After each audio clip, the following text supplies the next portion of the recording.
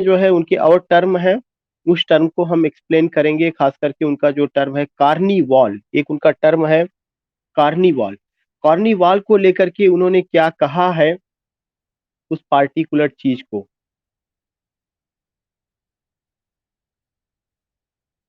So you will come to know कि in this class we are going to talk about carnival, and here you have to remember that कि when you talk about this carnival तो it's a concept given by भक्तिन। और जब वो उसको लेकर के बात करते हैं कार्निवाल को लेकर के, तो उनका सीधा सा संबंध जो है कि हाउ पावर वाज सबवर्टेड। सबसे पहला चीज कार्निवाल को लेकर के उनका जो कॉन्सेप्ट आता है कि सबवर्टिंग ऑफ पावर,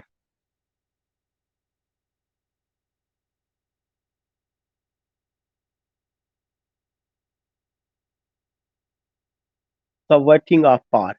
ये पॉइंट आप नोट करते चलिए, देन आई विल एक्सप्लेन कि what do you mean subverting of power and what other thing you find.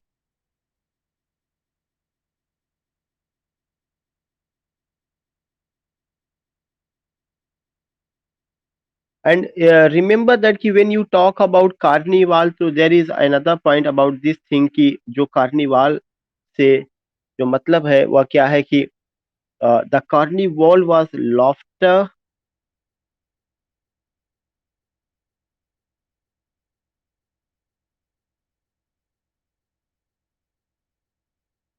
GHTER, comma, the carnival was laughter, the bodily,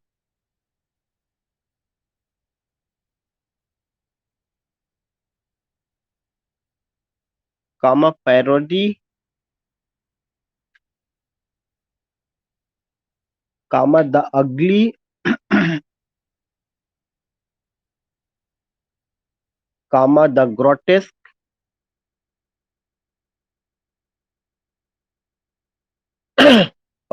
okay, खुशबू आपको visible है?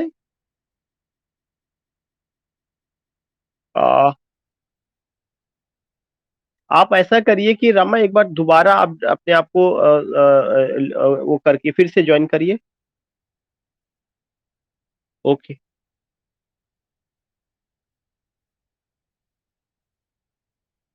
सो we were talking about what we are talking about carnival, जिसमें एक point मैंने आपको बताया कि carnival क्या है, subverting of power.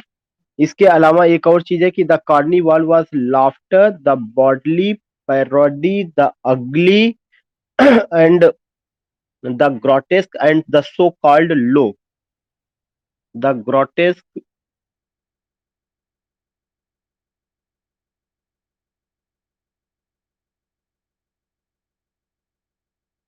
Okay okay okay, the grotesque and so called low, and so called low। Second important point, when you talk about the carnival was laughter, the bodily, parody, the ugly, the grotesque, and the so called low। Second, now the third point related to this carnival,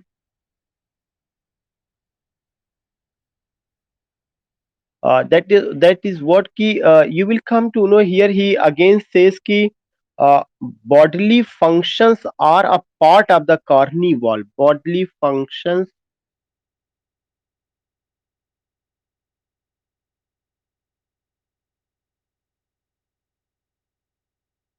bodily functions are a part of the carnival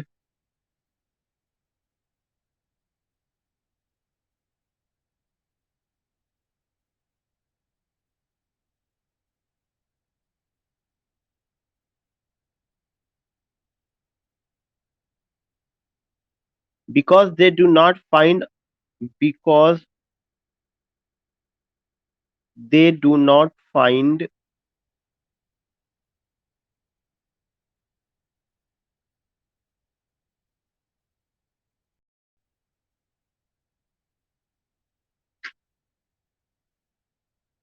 so you will come to know कि we were talking about what we were talking about carnival,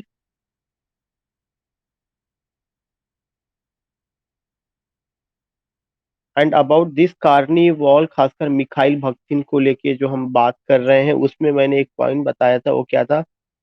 that was पहला point की power was subverted,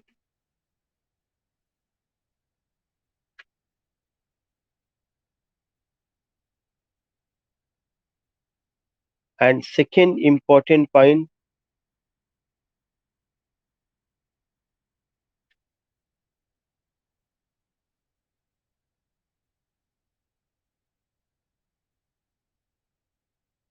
second important point,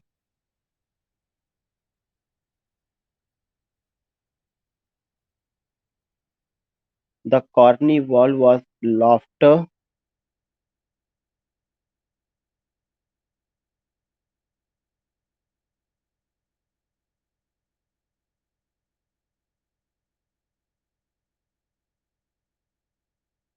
the carnival was laughter,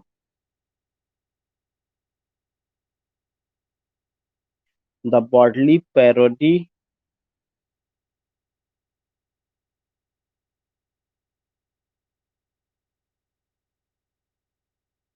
the bodily parody,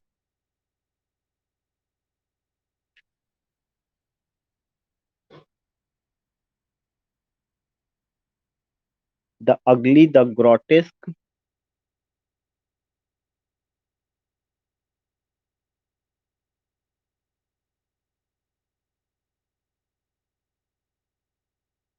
the grotesque, and the so-called low.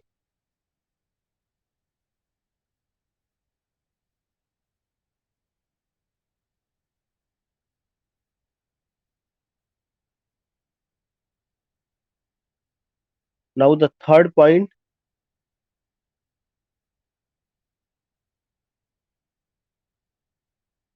bodily functions,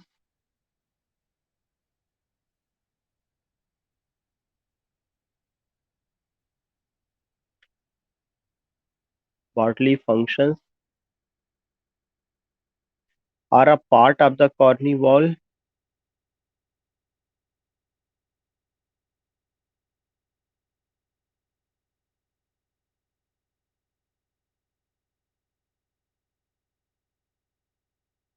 because they do not find expression in official culture, because they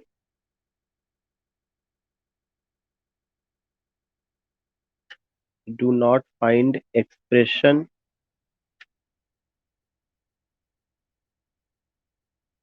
in official culture.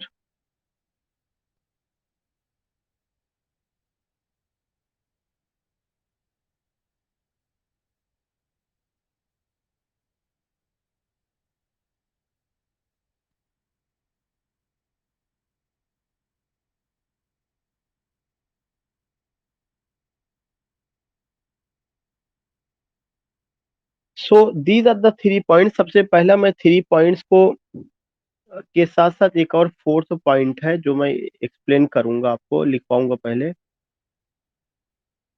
The carnival is the ultimate other.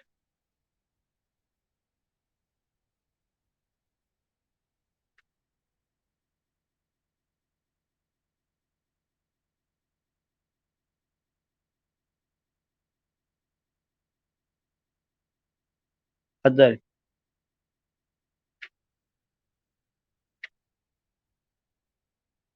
पांचवा, it is a useful mode, it is a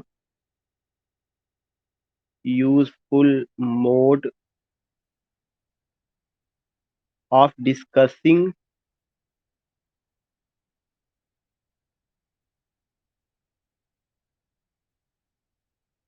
popular और mass culture.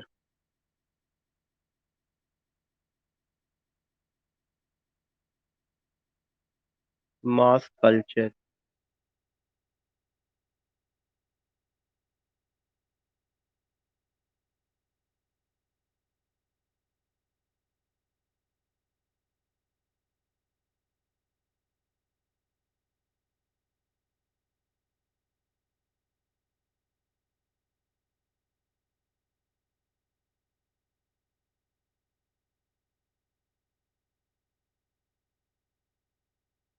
एक छठा point जो इससे बहुत important है, clowning and the carnival cannot be theorized.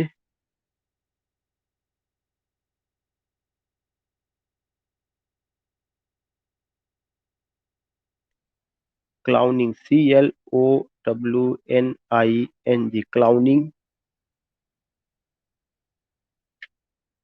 again not part of the official culture, again not part of the official culture.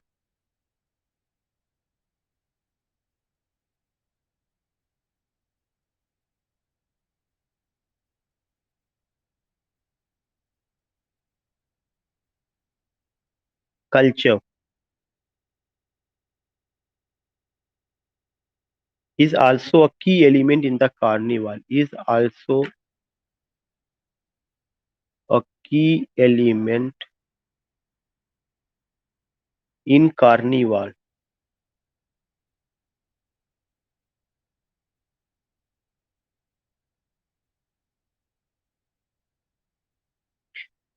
यहाँ पे एक बहुत इम्पोर्टेंट चीज है जो मैं लेना चाहूंगा, seventh point, Salman Rushdie, the writing of Salman Rushdie. इससे आपको हमारी पूरी बात समझ में आ जाएगी।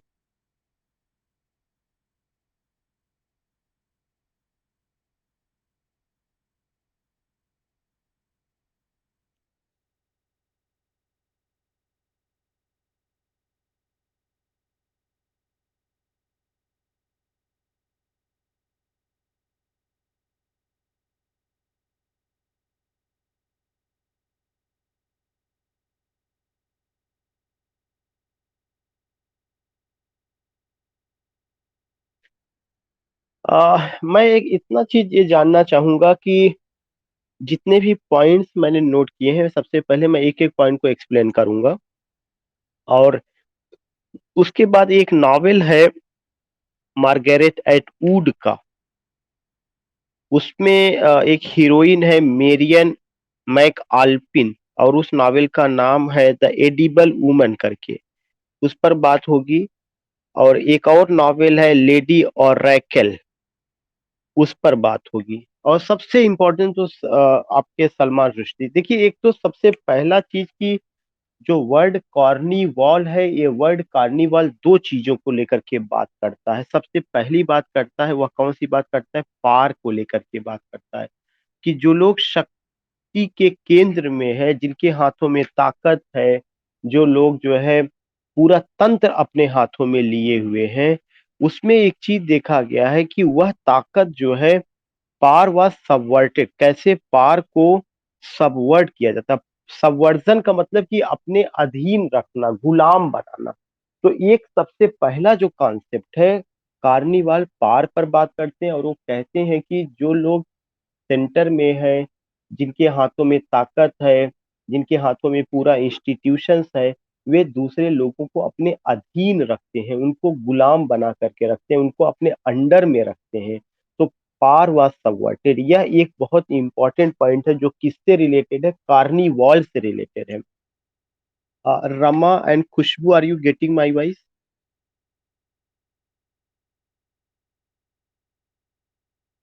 Okay okay okay. And except it, other Indu madam has joined or not, या और कुछ किसी ने ज्वाइन किया है?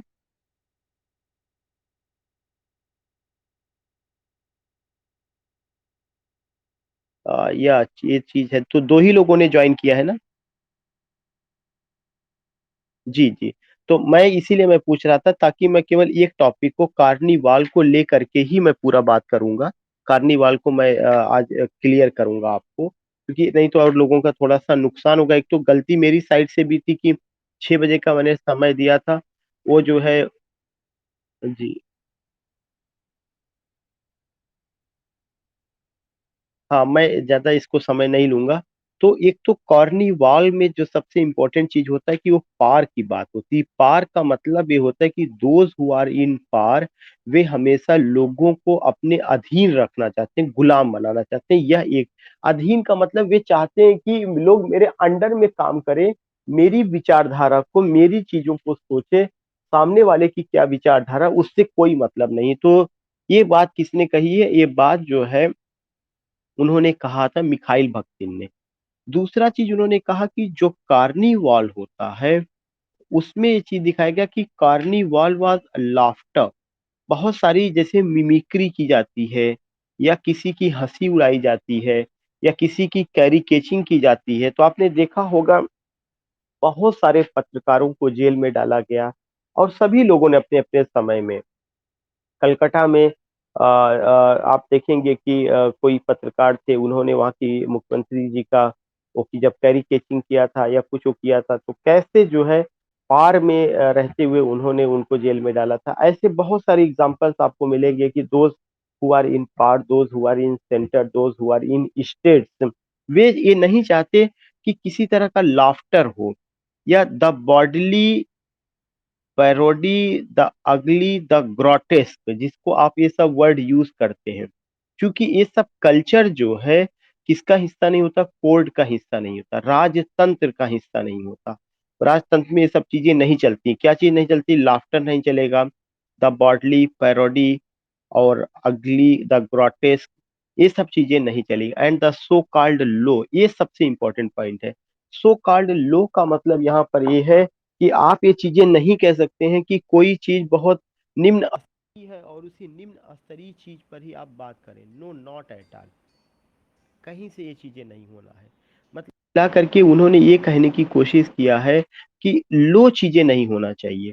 और लो का मतलब कि किसी भी चीज में कॉमिक एलिमेंट ना हो, किसी चीज भी चीज में कैरिकेचिंग ना हो, या किसी का जैसे लोग बहुत सारी चीजें होती है, लोग कार्टून बना देते थे। तो अगर आज के समय में जो लोग सत्ता में हैं, अगर उनका आप कार्टून बनाएंगे या वो करेंगे, तो वो ऑटोक्रेटिक जहां नेशन होगा। डेमोक्रेटिक में तो ये कहा जाता है कि हमें अपनी भाव अभिव्यक्ति की आजादी है, लेकिन ऑटोक्रेटिक नेशन होगा, मोनोपोली होगी, राजतंत्र होगा, तो वो तुरंत का तुरंत आपको कहाँ पे डाल देंगे? जेल में। तो जेल में डालने का मतलब कार्निवाल का यहाँ पे जो मकसद है उसका एक ही कहना है कि दो तरह की कल्चर होती है। एक कल्चर तो राजाओं की होती है, कोर्ट की होती है, और जो राजाओं का कल्चर या कोर्ट का कल्चर होता है वहां पे कोई भी चीज जो लो है, जो थोड़ा सा इंफीरियर है, जो जहाँ पे हंसी मजाक है, कार्टून बनाना है, ये जो एक्सप्रेशन की आजादी है, ये पहली बात उनके कल्चर का हिस्सा नहीं होता है। चीज, अगर ये चीज उनके यहाँ होती भी है तो उसको क्या कर देते हैं कि अगर कोई करता भी है तो उसको वो जो है अपोज करेंगे, इवन उनको किल भी किया जा सकता है। तो ये चीज उन्होंने कहा कि कार्निवॉल जो है वह इस चीज को जो लोग पार में होते हैं वो दूसरों को सबवर्ट करते हैं, और कार्निवाल में अगर ये चीजें होती हैं तो जो लोग पार में होते हैं उसको स्वीकार नहीं करते। तीसरा बात एक चीज आती है कि bodily functions are a part of the carnival. जो हमारा बॉडली फंक्शन है, जो हमारा जेस्चर है, जो हमारा पोस्चर है, जो हमारा बात करने का अंदाज है, जो हमारा एक्सप्रेशन का अंदाज है, ये सब हमारे कार्निवाल का हिस्सा है। कि कैसे आप उठना, जैसे जो राजा होगा, महाराजा होगा, उसको ये बताया जाएगा कि तुम जो है राजा हो, तुम इस खानदान से हो, तुम्हें ऐसे चलना चाहिए, ऐसे बात करना चाहिए, ऐसे उठना चाहिए, ऐसे। मतलब उन्होंने ये कहा कि जैसा समाज होता है, समाज के जिस क्लास से आप होते हैं, वैसे ही आपका कार्निवाल होगा। कार्निवाल का मतलब यहाँ पे ये हो गया कि अगर आप पार में हैं, अगर आप सत्ता सत्ता के केंद्र में हैं, बड़े घराने से बिलोंग करते हैं, तो हर चीज आपका अलग होगा। आपके रोने का अंदाज अलग होगा, खाने का अंदाज अलग होगा, पीने का अंदाज अलग होगा, वो सब जो है। तो एक तरह से जो कार्निवाल है, अगर मैं कहूँ कि यह एक तरह से समाज का डिवीजन दिखाता है। और यह समाज का डिवीजन किसके आधार पर है? बॉडली फंक्शन के भी आधार पर है, कल्चर के भी आधार पर है। और ये कहा जाता है कि जो कल्चर लोअर है, या जो कल्चर मास का है, जो कल्चर आम आदमी का है, इस कल्चर को कुचल दिया जाता है। किसके द्वारा कुचल दिया जाता है? एक तरह से जो लोग पार में है। अब अगर आप ये देखने की कोशिश करिएगा कि those who are working in film industry, जिसको हम रियल लाइफ हीरोज और हीरोइन कहते हैं, उनका कल्चर बिल्कुल हमारे आप से अलग होगा। और उन्हीं की कल्चर को इतना प्रमोट किया जाता है कि आज फेयर एंड लवली के बाद हैंडसम लवली हर घर में पहुंच चुकी है। मतलब इस तरह की चीजों को, तो ये किसका रिजल्ट है? कार्निवाल का। तो उन्होंने एक बात बताई कि बॉडली फंक्शन, जो होता है यह बहुत मायने रखता है। Are a part of the carnival because they do not find expression in official culture. चूंकि बॉडली फंक्शन जो है ऑफिशियल कल्चर में उसको जगह नहीं मिलती है।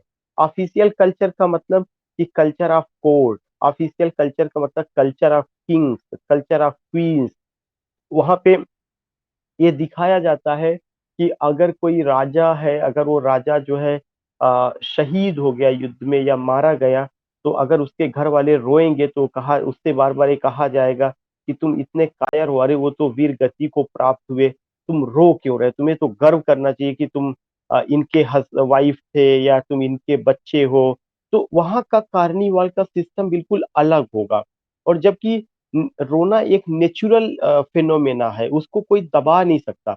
चाहे वो कमरे के अंदर रोए, चाहे वो सिसकियां भर करके रोए, लेकिन अगर आप उस नेचुरल प्रोसेस को किल करते हैं तो इसका मतलब आपने अपनी बॉडली फंक्शन को नेचुरली नहीं प्रेजेंट किया। तो वो ये कहते हैं कि जो लोग पार में होते हैं वो पार में होने की वजह से चीजों को क्या करते हैं, अपने ढंग से इंटरप्रेट करते हैं, चीजों को अपने ढंग से बताएंगे कि यू बिलोंग टू, जैसे अगर कोई एरिस्टोक्रेटिक फैमिली से है, या कोई अगर ऐसा है जो कि जिसमें अपने आप में सुपीरियरिटी है किसी भी चीज को लेके, कास्ट को लेकर के, रिलीजन को लेकर के, अगर सुपीरियरिटी है तो उसका अपना बॉडली फंक्शन अलग होगा। जैसे कास्ट का बहुत सारा प्रॉब्लम होता है, लोग कहते हैं मैं खान हूँ, या लोग कहते हैं कि मैं इससे हूँ, मैं उससे हूँ। तो कास्ट की सुपीरियरिटी भी ये बॉडली फंक्शन को बताती है कि उनके अंदर एक एक अलग इमेज है अपने आप को लेकर के। तो ये चीजें अलग अलग काम करती हैं। तो आई थिंक कि यू ऑल आर गेटिंग कि मैं क्या बताना चाहता हूँ कार्निवाल को लेके। हाँ, कार्निवाल का बिल्कुल स्पष्ट उनका ये कहना है कि बॉडली फंक्शन यह बहुत इंपॉर्टेंट पॉइंट है कार्निवाल का। लेकिन यह जो बॉडली फंक्शन है यह अलग अलग जगहों पे अलग अलग स्थिति में होता है। इसको जो इम्पोर्टेंस या जो उसका नेचुरल प्रोसेस है वह नहीं मिल पाता है, बल्कि एक आर्टिफिशियल प्रोसेस बॉडली फंक्शन का कहाँ पे देखने को मिलता है, ऑफिशियल कल्चर में। जैसे अगर हम दोस्तों के साथ जब घुलेंगे मिलेंगे तो हमारा बॉडली फंक्शन क्या होगा, बिल्कुल अलग। ऐसा लगेगा कि हमें बिल्कुल फ्रीडम मिली हुई है, और उस फ्रीडम में हम क्या करेंगे, उनसे अपने मन की बात, दिल की बात, पूरा हालचाल अपने दोस्तों से एकदम से खुल करके शेयर करेंगे। लेकिन जब अपने अब्बा के सामने बैठना होगा तो बॉडली फंक्शन का जो वहाँ पे कॉन्सेप्ट बिल्कुल अलग होगा, एकदम डिसिप्लिन में। बिल्कुल कहीं ऐसा ना हो कि कोई इधर से उधर की बात हो जाए, कहीं अब्बा डांट ना दें। तो अब्बा का बैठने का मतलब वहाँ जो कल्चर है वह कौन सी कल्चर होगी, ऑफिशियल कल्चर होगी, वहाँ की कल्चर। अगर आप स्कूल या कॉलेजेस में जब आप क्लासरूम में है उस समय आपकी डिसिप्लिन अलग होगी। जैसे ही आप क्लासरूम से छूटते हैं अपने दोस्तों के साथ होते हैं तो उस समय आपका बॉडली फंक्शन अलग होता है। तो ये चीज उन्होंने कहा कि जो समाज में जो बॉडली फंक्शन है, जो हमारी नेचुरल हैबिट्स है, यह नेचुरल हैबिट्स को किल किया जाता है। किसके द्वारा किल किया जाता है, जो पार में होते हैं। क्यों? क्योंकि वे उस बॉडली फंक्शंस को ऑफिशियल कल्चर में उसको जगह नहीं मिलती है, ना मिमिक्री का, ना हंसने का, ना जॉय का, बल्कि तमाम चीजों का नाम बहादुरी के नाम पर कोई मर गया तो रोने नहीं दिया जाता। और अगर किसी के अंदर कोई दुख है, पीड़ा है, तो ये कहा जाएगा कि तुम तो जो है इस कुल से बिलोंग करते हो, और तुम्हें जो है दर्द होता है, तुम रो रहे हो, तुम कायर हो, तमाम तरह की चीजें करके उस बॉडली फंक्शन की जो नेचुरल चीजें हैं, फेनोमेना, उसको रोका जाता है। फिर उन्होंने कहा कि ये जो बॉडली फंक्शन है, ये चीज उन्होंने कहा कि the carnival is the ultimate other. बहुत इंपॉर्टेंट पॉइंट है, the carnival is the ultimate other. उन्होंने कहा जो कार्निवाल है यह कुछ नहीं है बल्कि यह अदर है। अदर का मतलब ये हो गया कि जैसे कल मैंने आपको बताया था कि आई और यू का कॉन्सेप्ट होता है। जब आप आई और यू के कॉन्सेप्ट पर बात करते हैं तब आपको हमेशा ये ध्यान में रखना चाहिए कि आई और यू के कॉन्सेप्ट में आई हमेशा अपने आप को सुपीरियर मानता है। और आई जो का मतलब अगर मैं ये बात करूं कि culture of king, culture of queens, culture of ministers, culture of landlord, तो वो जो कल्चर होगा वह कहीं से यू के कल्चर को जगह नहीं देगा। यू के कल्चर का मतलब आम आदमी का कल्चर, आम आदमी का कल्चर का मतलब जो हमसे और आपसे जुड़े हुए हैं, उनके यहाँ जो जोक्स है, उनके यहाँ जो मिमिक्री है, जो कैरिकेचिंग है, अगर उन्होंने अपने यहाँ किसी राजा रानी की हंसी उड़ा दी है तो वो जी नहीं पाएंगे। तो उन्होंने कहा कि कार्निवाल जो है यह एक तरह का मतलब क्या है, ये अपने में अदर होता, अदर को वह प्लेस नहीं मिलता सोसाइटी में जो कि और लोगों को मिला हुआ है, या जो पार में होते हैं, जो जितना उन चीजों को वो यूज करते हैं या सत्ता में होते हैं।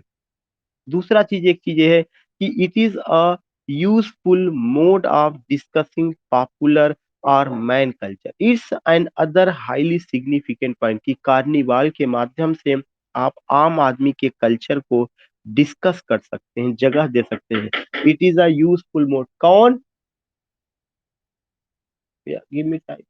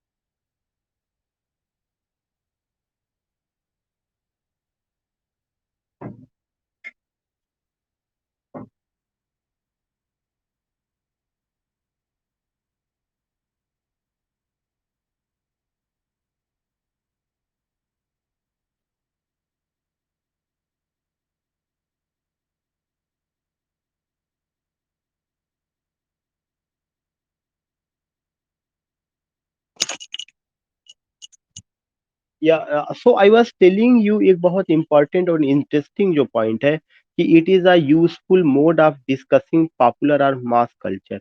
जो पॉपुलर या मास कल्चर है, या उनको समझने का एक बहुत तरीका हो सकता है। इसका मतलब जब आप कार्निवाल की बात करते हैं तो दो तरह के कल्चर की बात होती है। Culture which is the part of institutions, and culture which is the part of what, culture which is the मतलब पॉपुलर और मास कल्चर। तो दो तरह का कल्चर नजर आता है, और वह दो तरह का कल्चर आई और यू के बीच के रूप में, या आई और यू के रूप में देखा जा सकता है। फिर उन्होंने कहा कि जो क्लाउनिंग होती है, क्लाउनिंग का मतलब आप देखेंगे शेक्सपियर के प्लेस में, खासकर उनकी कॉमेडीज में भी क्लाउन्स का रोल रहा है। जो क्लाउनिंग है, या क्लाउनिंग जो है, clowning again not the part of official culture. Clowning official culture का हिस्सा नहीं।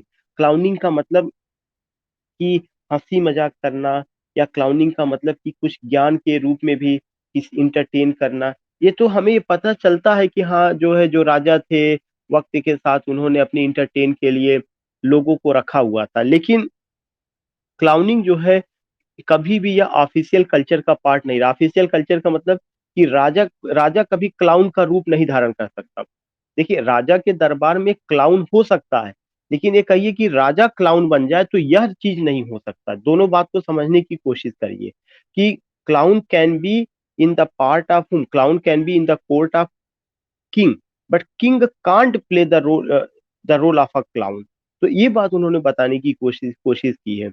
और ये उन्होंने कहा इज आल्सो अ की एलिमेंट इन द कार्निवाल। फिर मैंने आपको लिखा कि the writing of Salman Rushdie. एक चीज आप मुझे बताइए, सलमान रुश्दी ने जब एक नॉवेल लिखा था द सैटेनिक वर्सेस करके, या sorry not Satanic Verses, Midnight's Children, Midnight Children जब उन्होंने लिखा था, तो उन्होंने उसमें जो है जो first lady prime minister Indira Gandhi ji हैं, उनका उन्होंने वहां पे क्या किया था कि एक तरह से ग्रोटेस्क लो, अगर मैं जो पहली डिफिनीशन मैंने लिखा था, इस तरह से उनका चित्रण किया हुआ था। और वो मैंने वर्ड क्या लिखा था, द कार्निवालाज द लॉफ्टर, उनकी हंसी उड़ाई थी, बॉडली पैरोडी, उनकी बॉडी, उनका अपीयरेंस पैरोडी, उनका एक डुप्लीकेट अगली और ग्रॉटेस्क प्रेजेंटेशन किया गया था, तो उनकी बड़ी आलोचना हुई थी। तब उन्होंने कहा कहा था कि उन्होंने कि देखिए यहाँ पे होता क्या है कि इफ आई राइट एनीथिंग, या if I loaf at the condition of any king और द एनी क्वीन, अगर मैं उनका मिमिक्री करता हूँ या की कुछ चीजें होती तो कैसे जो है अपोज किया जाता है, because they are in power, और सत्ता में होने की वजह से इस तरह की चीज। तो कार्निवाल जो एक चीज है, उसमें एक चीज बताया गया कि इसमें चीजों को सबवर्ट किया जाता है।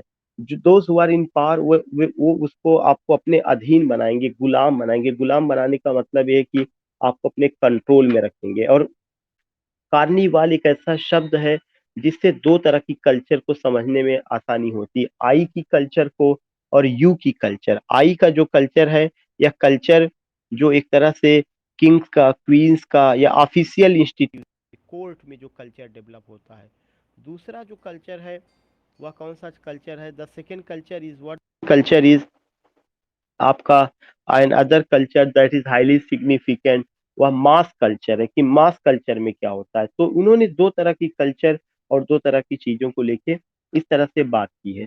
और अगर आप देखेंगे कि ये सलमान रुश्दी के अलावा मैं आपको दो एग्जाम्पल देना चाहता हूं कि ये कार्निवाल किस नॉवेल में आपको मिलेगा। एक तो मार्गरेट एटवुड की नॉवेल है the edible women, Margaret Atwood.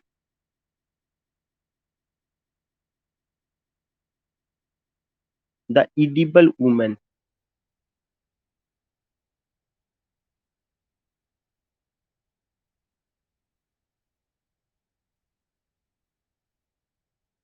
दूसरा एक और नॉवेल है द इडिबल वुमेन, 1969 में आई है। Now there is another novel,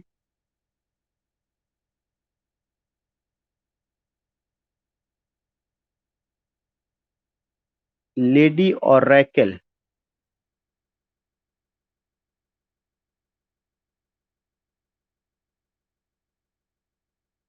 nineteen seventy six.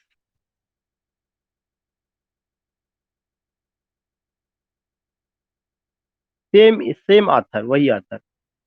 और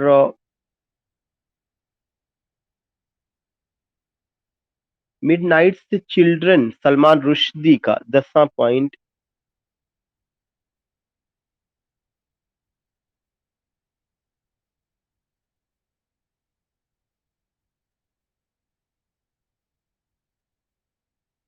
मिडनाइट्स चिल्ड्रन।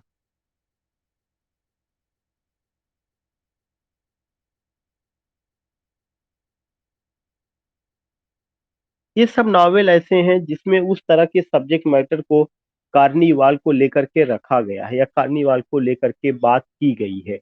तो इस चीज को अगर आप देखेंगे जो बहुत इंपॉर्टेंट रहा है, एक इनसे रिलेटेड और टर्म है जो मुझे एक लाइन में ही एक्सप्लेन करना है, क्रोनोटोप। शायद मैं एक कर रहा था,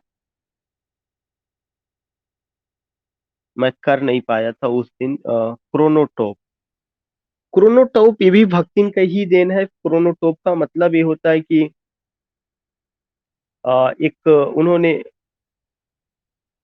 जो जो एक तरह से space and time are interconnected in plot, connection of space and time. Chronotope का मतलब कि connection of,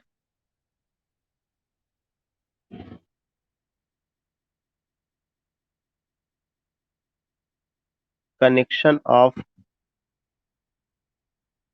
time and place.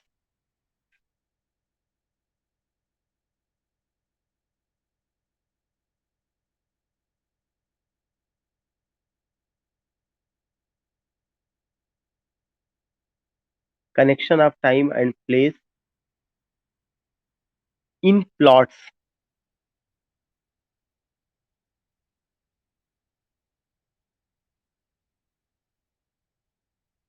In plots. दूसरा point, chronotopes are recurring,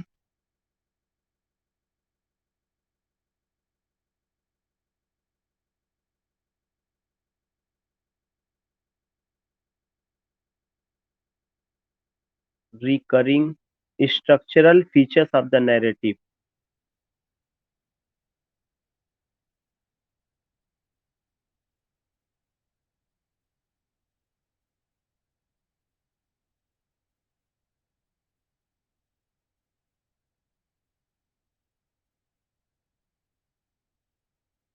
chronotopes are recurring structural feature of the narrative।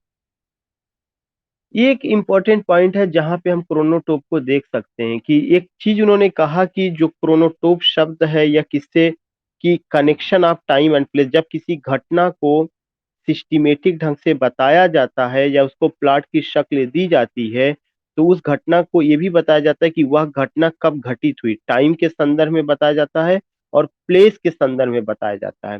तो time और place यह दो चीजें हैं जो प्लॉट से जुड़ा हुआ है। और जो क्रोनोटॉप्स है are recurring structural features of the narrative. जब आप किसी नैरेटिव को, किसी घटना को सुनाते हैं, कोई कहानी बताते हैं, तो उस कहानी को बताने के लिए एक आप स्ट्रक्चर तैयार करते हैं। शुरू में क्या होगा, बीच में क्या होगा, एंड में क्या होगा, तो इस चीज को क्या कहा जाता है, क्रोनोटोप कहा जाता है। तो आई थिंक कि खुशबू एंड रमा जी दोनों, एक पॉइंट आप लोगों को समझ में आ गया होगा। यही दो शब्द छूटे हुए थे इनको लेकर के, मिखाइल भक्तिन को लेकर के। एंड आई थिंक कि now you got you got it, chronotope क्या है और क्रोनोटोप के अलावा। हाँ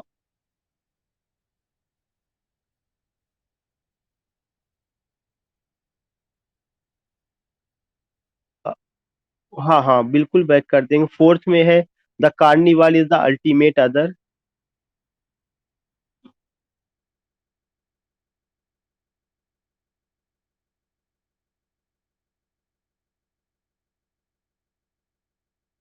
it is a useful mode of discussing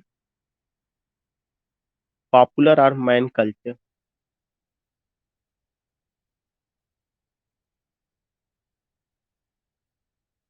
हाँ, man culture, MAN, man culture.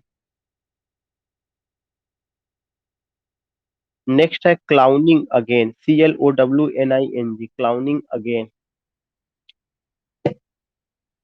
Sorry, mass culture, हाँ man culture, mass culture, popular और mass culture, MASS। Clowning again,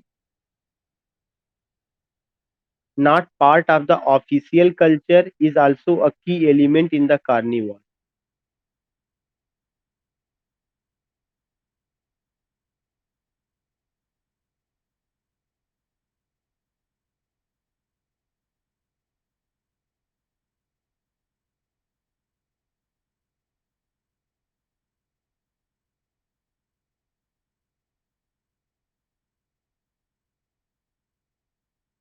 जी जी, क्रोनोटॉप को फिर से बता दें।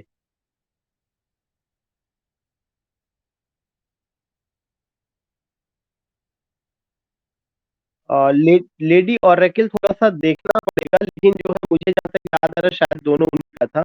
एक बार आप उसको देख लीजिएगा, एक बार देख लीजिएगा। देखिए, जो जो क्रोनोटॉप मैंने बताया भैया कि क्रोनोटॉप एक ऐसा टर्म है जब जब कहीं से भी शब्द क्रोनोलॉजी आ जाए। आई थिंक कि रमा ने अपने आप को अनम्यूट किया है, रमा म्यूट कर लो। तो जो क्रोनो का मतलब, क्रोनोलॉजी, क्रोनो अगर इस तरह का शब्द आता है तो इसका मतलब वह क्या हो गया, वह टाइम से हो गया। तो क्रोनोटॉप जो है, यह नैरेटिव का मतलब, जब आप कोई कहानी बताते हैं या कोई नॉवेल लिखते हैं तो उस नॉवेल में कोई ना कोई घटना होगी, किसी घटना को ही आप क्या करते हैं कि सुनाते हैं कैरेक्टर के माध्यम से। जब आप उस घटना को सुनाएंगे तो उसको जो है जिस स्टाइल में आप बताते हैं वह नैरेटिव स्टाइल होता है। कि मतलब नैरेटिव स्टाइल का मतलब कि घटना घटित हो गई है, अब उस कहानी को सुनाया जा रहा है, नैरेट किया जा रहा है। तो क्रोनोटाप ये उन्होंने ये कहा कि जब भी नावल में किसी घटना को या कहानी को बताया जाता है तो उसमें दो चीजें बताई जाती है।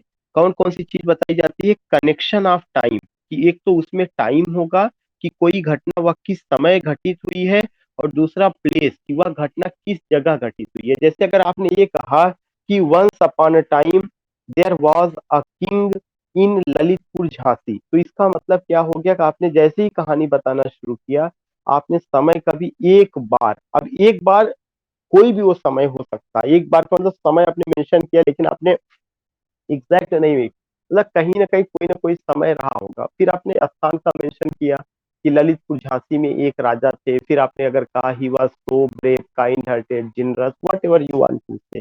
तब आपने इसका क्या किया कि उन्होंने कहा कि क्रोनोटॉप का मतलब when the story is narrated or told there is the mentioning of time and place. जब टाइम और प्लेस का सिस्टमेटिक ढंग से मेंशन किया जाता है तो इसका संबंध किससे होता है, प्लॉट से होता है। और प्लॉट का मतलब क्या होता है, सिस्टमेटिक ऑर्गेनाइजेशन ऑफ इवेंट्स। खुद अरिस्टोटल ने कहा है कि a good plot has beginning, middle and and, ये बात उन्होंने कही थी। उसके बाद आप देखेंगे कि जो क्रोनोटॉप है, उन्होंने कहा कि क्रोनोटॉप का मतलब कि रिकरिंग स्ट्रक्चरल, कि स्ट्रक्चर उसमें होता है। और यह जो रिकरिंग स्ट्रक्चरल होगा यह बढ़ते हुए क्रम में होगा, पहले ए फिर ए फिर ए। रिकरिंग डिपॉजिट आपको होता है, अगर आपको याद होगा, होता है रिकरिंग का मतलब एक तरह से होता है कि बढ़ते हुए, इस कंडीशन में ये बढ़ेगी। तो उन्होंने कहा कि एक रिकरिंग स्ट्रक्चर होता है कि शुरू में ये आएगा, बीच में ये आएगा, लास्ट में ये आ जाएगा। तो ये चीज क्या होता है, फीचर ऑफ नैरेटिव है। नैरेटिव मतलब कि how the story is told, how the story is narrated. कोई और बिटिया कोई दिक्कत? सर ये जो रिकरिंग डिपॉजिट आपने लिया नाम, ये टर्म क्या मतलब एक टर्म के रूप में?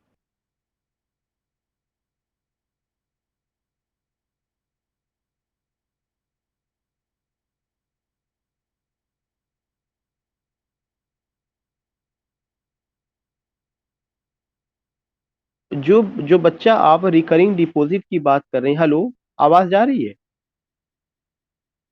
जो आपने रिकरिंग डिपॉजिट की जो बात की हुई है, रिकरिंग डिपॉजिट जो है आरडी का शॉर्ट फॉर्म है, जो हम लोग आरडी खुलवाते हैं पोस्ट ऑफिस में। हाँ, वो वहां से रिलेटेड है, उसको रिकरिंग डिपॉजिट कहा जाता है। तो उसमें भी जो है क्या होता है कि चीजों को बढ़ते हुए क्रम में रखा जाता है, कि अगर आप इतना डिपॉजिट करते हैं जिससे आपको इतना इंटरेस्ट मिलेगा। तो यहाँ पे उसका संबंध है कि जब आप किसी कहानी को बताना शुरू करते हैं, तो एक उसका चेन डिसाइड करते हैं, शुरू में ये बताएंगे, बीच में ये बताएंगे, लास्ट में ये बताएंगे। तो इसका मतलब क्या होता है, घटना बढ़ते हुए क्रम में चलती है उस चीज। रिकरिंग स्ट्रक्चर, रिकरिंग स्ट्रक्चरल उसका होता है। मतलब ये नहीं कि अगर हम कोई कहानी बता रहे हैं तो हीरो को पहले मार देंगे और विलेन को जिंदा रखें, ये रिकरिंग नहीं होगा। कहानी में कहीं ना कहीं ये चीज ट्विस्ट आएगा कि हीरो भी होगा, विलेन भी होगा, दोनों के बीच में पहले किसी घटना को लेके मुठभेड़ होगी, फिर वो घटना आगे बढ़ेगी, चैलेंज होगा, अच्छाई और बुराई के बीच में लड़ाई होगा, फिर जा लास्ट में जाके कॉन्फ्लिक्ट होगा। तो शुरू में क्या दिखाया जाना है, बीच में क्या दिखाया जाना है, लास्ट में क्या दिखाया जाना है, ये जो स्ट्रक्चर होता है वही आपका रिकरिंग स्ट्रक्चर है। हाँ हाँ, ठीक है। तो इतना नाउ वी हैव टेकन, क्योंकि आज और लोग नहीं जुड़े हुए हैं, तो कल से जो है हम और लोग उसके आगे बात करेंगे।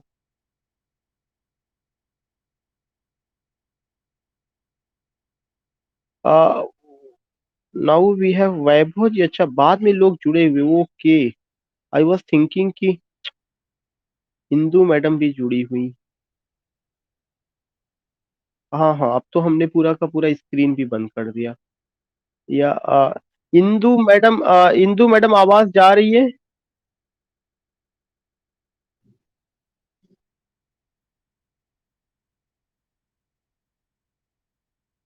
ओके, यू मिस्ड कार्निवल, तो I I will share with you video. और जब आप वीडियो को उसको करिएगा, अगर नहीं समझ में आएगा तो कल मैं दोबारा। एक्चुअली व्हाट हैपेंड कि मैंने जो क्लास का टाइमिंग रखा था वो शार्प 6 PM रखा था, लेकिन जो मेरा batch history of English literature का था वो दूसरी आईडी से, और आपकी क्लास दूसरी आईडी से है। तो वैभव जी, हाँ हाँ हाँ, आपने आपका रिक्वेस्ट अभी आया, मैंने आपको उसमें भी इंटरटेन कर लिया है। तो उसमें हुआ क्या था कि उस समय मैं लेट, मैं कॉलेज से आने के बाद मैं सो गया, और मैं 5:30 बजे से मैं क्लास शुरू कर पाया। और उसके बाद वो होते होते 6:30 बज गया, फिर मैं नमाज पढ़ने चला गया। और फिर जब मैं आया तो हमने कहा 7 बजे शुरू करते हैं। मैंने एक मैसेज डाला, मुझे पता था कि कम कम लोग ही होंगे, लेकिन मैंने कहा मुझे दोबारा भी एक इस चीज को बताना पड़ेगा, हल्का सा मैंने जिक्र किया। तो उस समय जब मैंने प्रेजेंस देखी थी, तो पहले से सेशन में वैभव भाई भी थे, अमित भाई भी मुझे लगता है थे, और आप शायद नहीं थी। रमा जी तो क्लास लगातार उसको कर रही हैं। लेकिन मैं ये चाहूंगा कि आप लोग अब अगर समय मिले तो हिस्ट्री ऑफ इंग्लिश लिटरेचर को भी कर लीजिए, उससे रिवीजन चीजें बहुत हो जा रही हैं, उससे भी चीजें आपको क्वेश्चन मिलेगा। उससे भी, क्योंकि वो पूरा एक क्लास है जो 5 से 6 हिस्ट्री ऑफ इंग्लिश लिटरेचर और 6 से 7 literary criticism, literary theory and criticism का हो जाएगा। तो ये लगातार क्लास में। तो वैभव जी, वैभव भाई आज आपको फिर बाहर जाना होगा, हुआ होगा, सेम प्रॉब्लम?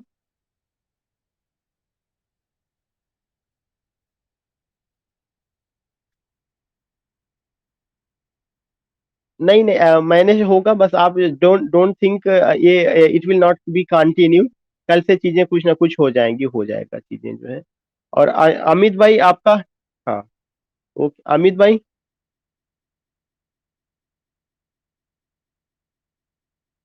हाँ आपका कैसे चल रहा है?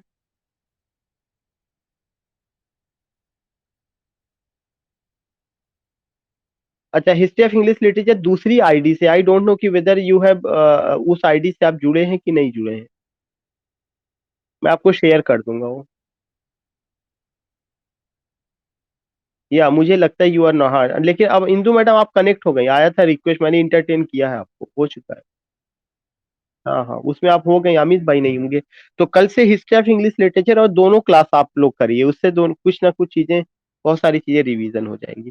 तो मैं यहीं पे करता हूँ, और जो दो टर्म मैंने क्लियर आज किया, वो कार्निवाल को मैंने किया क्लियर, और क्रोनोटॉप को। अगर आपको उसका रिकॉर्डेड वीडियो है, अगर कोई प्रॉब्लम होगी तो मैं आपको शेयर कर दूँ, फिर मैं आपको दोबारा आके मैं उस पर बात करूंगा। हम्म। ओके।